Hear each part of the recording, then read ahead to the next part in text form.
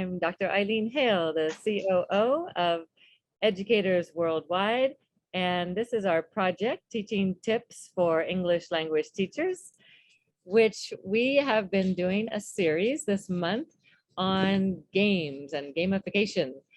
Kira Sage is our secretary of our board on Educators Worldwide, and she also has her own company called Language Hack, working with tech executives in Silicon Valley, California. She's going to be talking to us today about a special type of games that we can use called Wordwall. So welcome, Kira. Such a pleasure to have you here today. Hi there. Thank you for having me. Thanks so much for your time, and we're excited to hear about Wordwall. Can you tell us what is Wordwall? Because I think it's new for many people to hear about.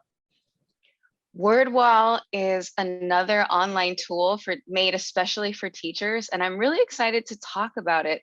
It's wordwall.net. It's one of the few .nets out there. These days, it's all .io, right?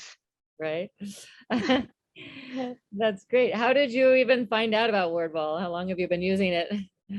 Well, of course, at the beginning of the pandemic, I realized that I needed to make that shift online.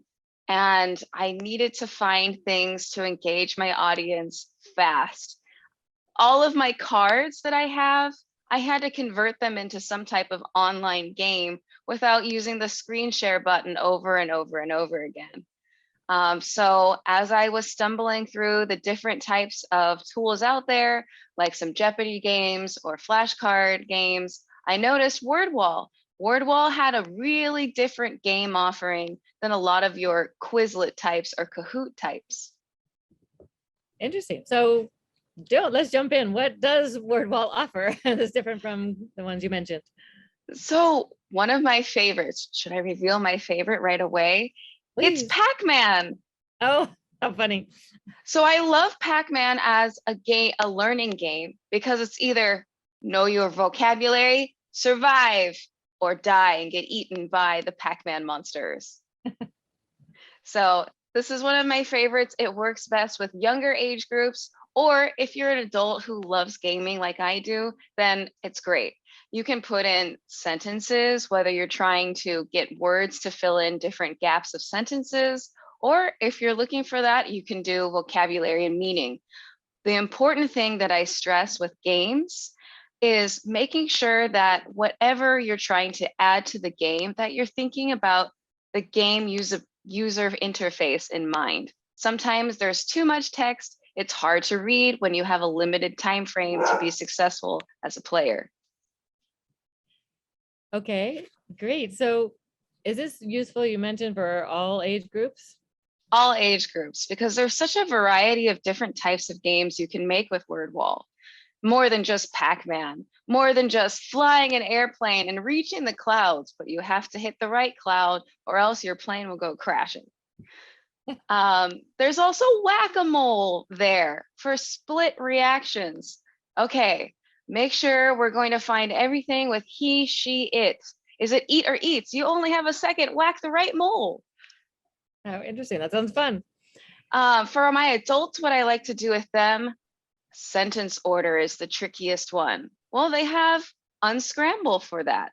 Type in any sentence that you want. You don't need to think about how to trick the student. Usually when we're coming up with our own assessments, we have to think about, here's the correct answer. Okay, what's a plausible wrong answer? And we have to come up with all of that. It takes a lot of time, a lot of stress on us. Wordwall takes care of that.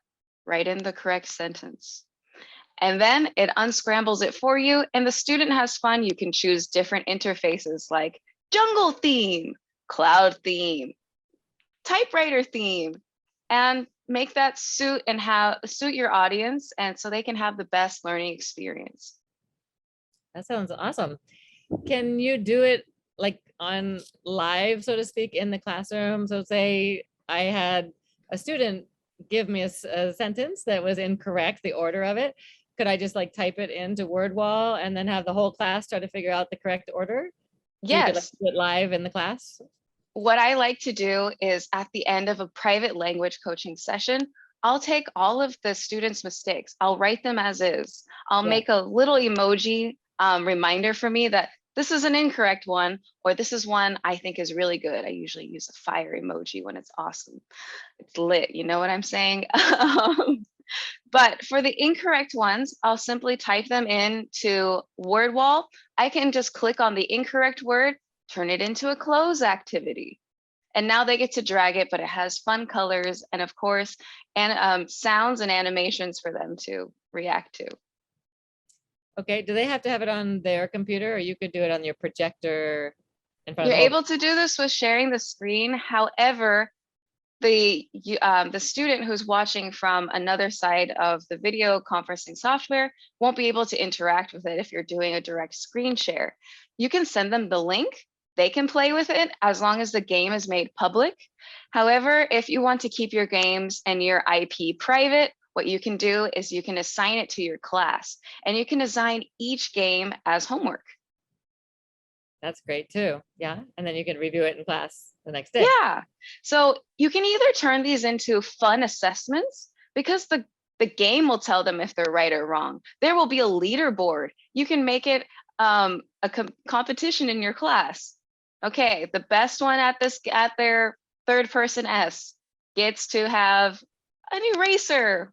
What other best teacher gift would we give?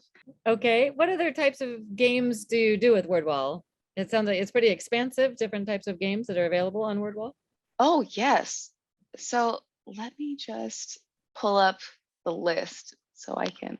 So yes, Unjumble for sentence order is one of my favorites. Maze Chase, which is their version of Pac-Man, is also a top favorite. I do like the random wheel, and this has a lot of different uses. But for example, if what I have for my younger students is I have something called Name 3.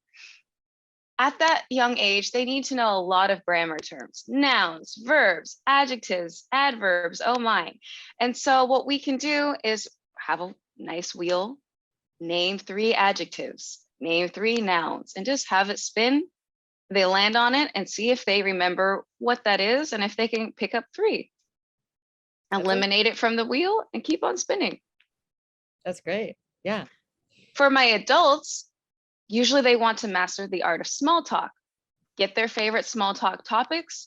Okay, current event, weather, sports, etc. Put them all on there, have it spin. Okay, it says we're going to talk about sports today. There is the traditional game show quiz if you wanted to have it a little bit like Jeopardy style, or, you know, with the lights and flashing like that. There's that. Group sort I use from time to time, especially with time prepositions. Which one do you drag for in? Which one do you drag for on? That's very important and very useful. For and because and yeah. And you can sort them into different categories and see if they can find any commonalities between the choices there. And for like reading and writing activities, is it useful?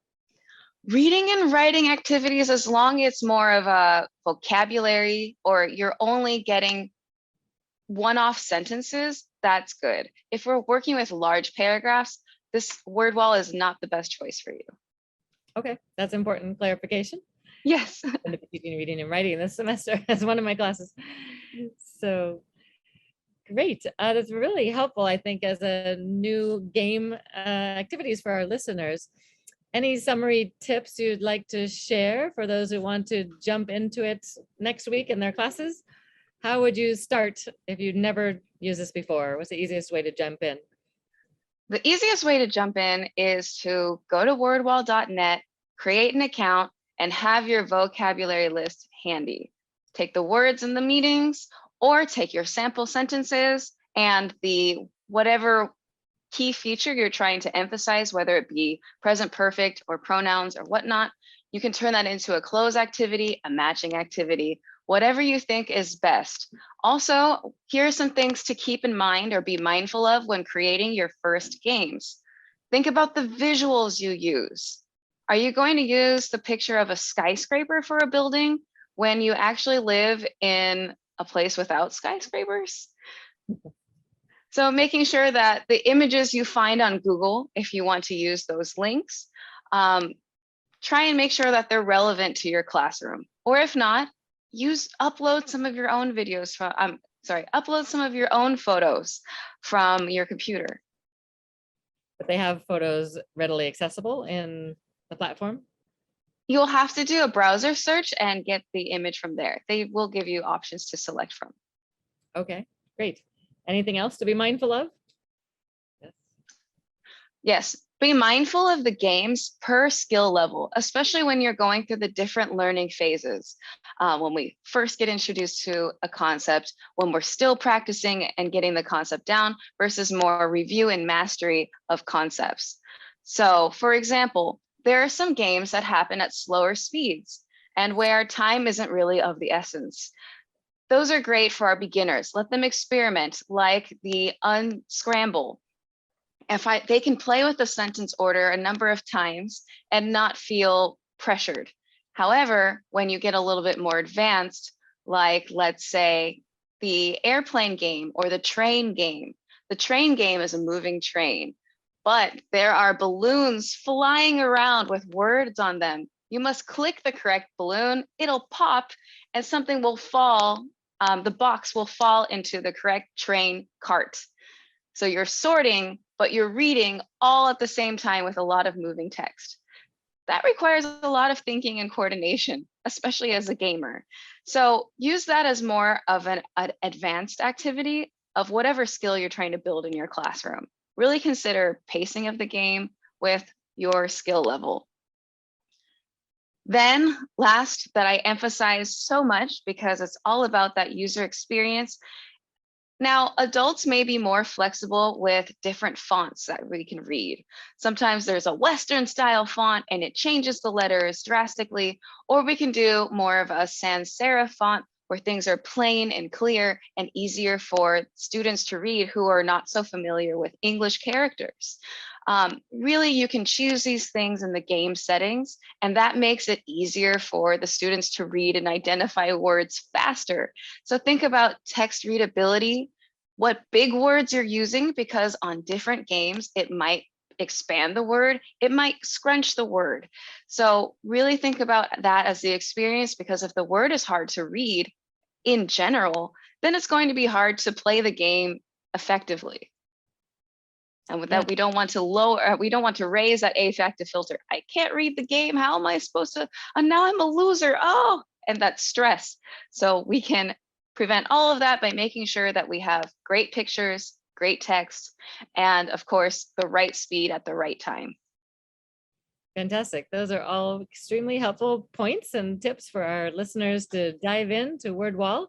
So thank you so much, Kira, for sharing this wonderful aspect of gaming or games with our audience. And I'm excited to try it myself. Oh, the pleasure is all mine. Let me help you make your first one. Okay, you're on. I'd love to. Thanks for joining us today. We really appreciate your time and look forward to having you join us again. Thank you so much for having me. Great to talk to you, Eileen. Likewise. Thanks, Kira. That was the end of this series on technology for the month of January, but Kira's episode was a great segue into next month, February, when we're going to be focusing on games. She happened to combine the 2 months between technology and games. So join us in February for a whole series on more games for our listeners. Thanks for joining us today. Follow us on our website, ttelt.org, for prior and new upcoming podcasts, our Facebook TTELT group, Instagram at t.ttelt, and Twitter at TTELT1. Thanks for joining us today.